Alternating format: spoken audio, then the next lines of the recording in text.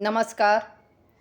आज हम ईवीएस पढ़ेंगे जिसमें हमारा टॉपिक है आवास व मेले।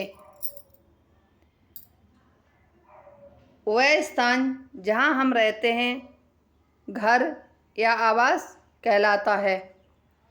आवास हमें गर्मी, हिंसक जानवरों से सुरक्षा प्रदान करता है। आवास के प्रकार: बांसों पर टिका घर, जहाँ पर पानी ज़्यादा बरसता है।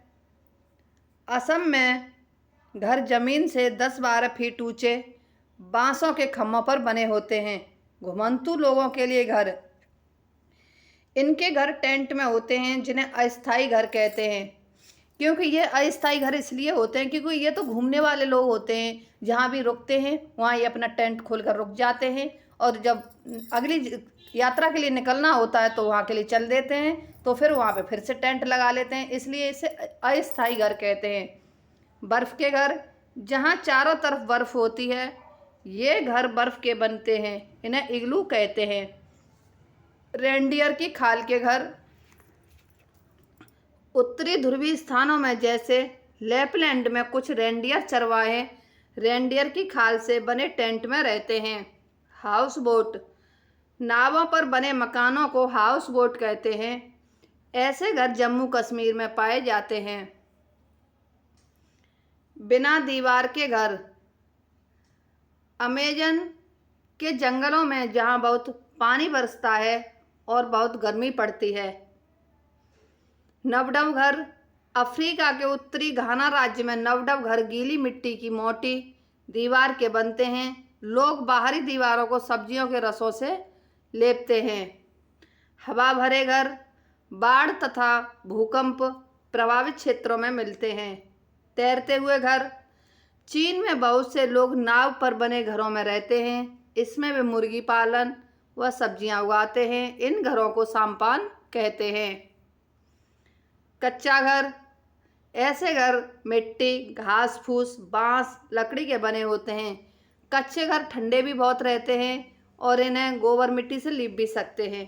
पक्का घर: सीमेंट, बालू, ईंट के बने घर होते हैं। पत्थर के घर: ऐसे घर पर्वतीय क्षेत्रों में पाए जाते हैं, व इनकी छतें ढलमा होती हैं।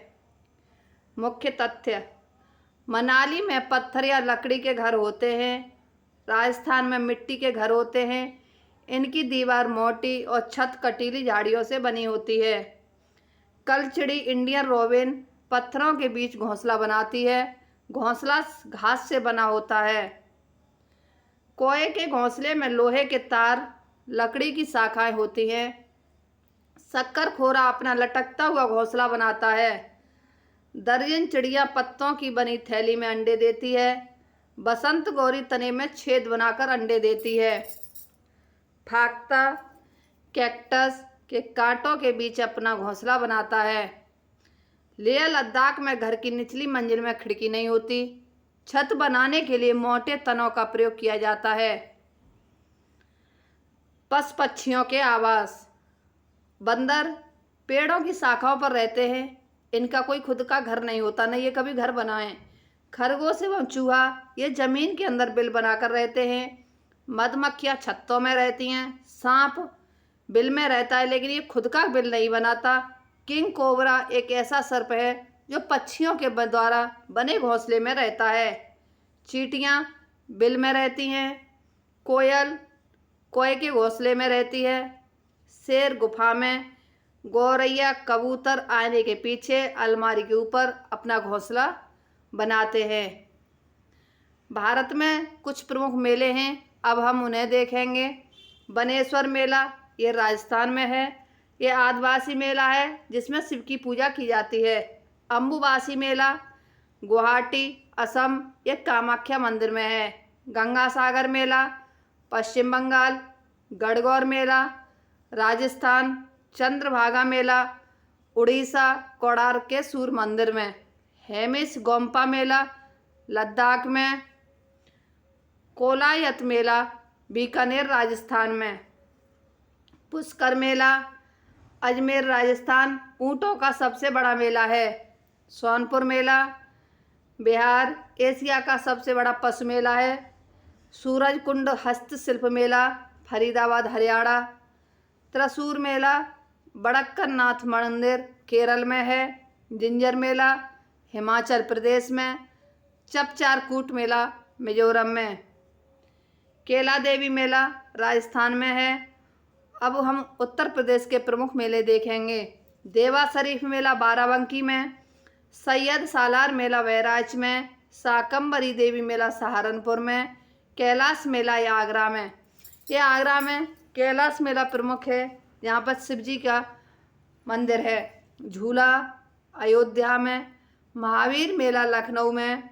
हरदास जयंती वृंदावन में और बटेश्वर आगरा में है। नौचंदी मेला मेरठ में। कलिंजर मेला बांदा में। कंस मेला मथुरा में। कुंभ मेला इलाहाबाद में। देवी पाटन मेला बलरामपुर में। कजली मेला महोबा में। कुंभ मेला भारत में 4 जगह लगता है। हम इसे ट्रिक से देखेंगे।